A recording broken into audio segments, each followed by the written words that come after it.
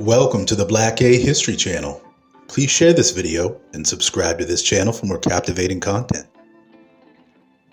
I've recently seen the renowned gay couple Mike and Phil several times on my timeline, so much that I decided to dig a little into their legacy for the channel.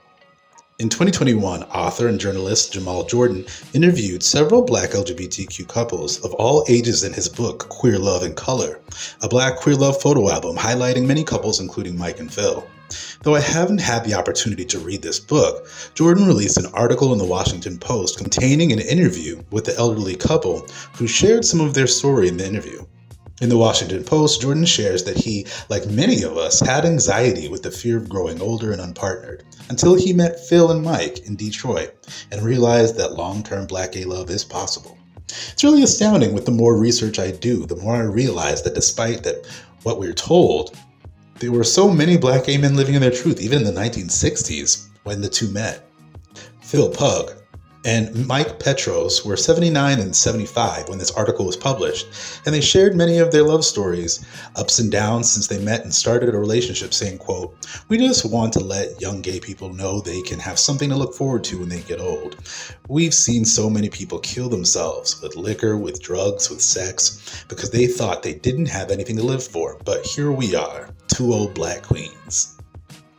Mike and Phil first met at a church, the Shrine of the Black Madonna, on Detroit's East Side, on Easter Sunday in 1961, and they have been together ever since, over 50 years.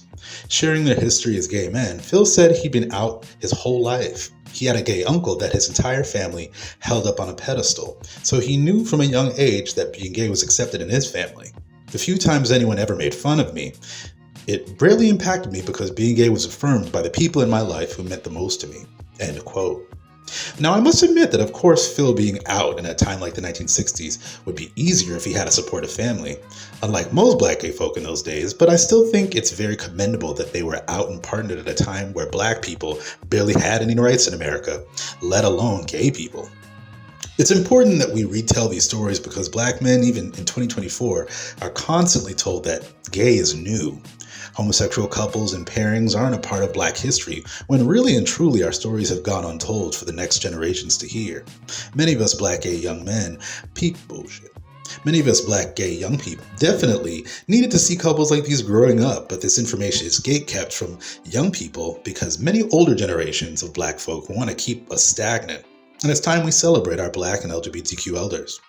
Their love stories in our history deserve to be elevated and celebrated.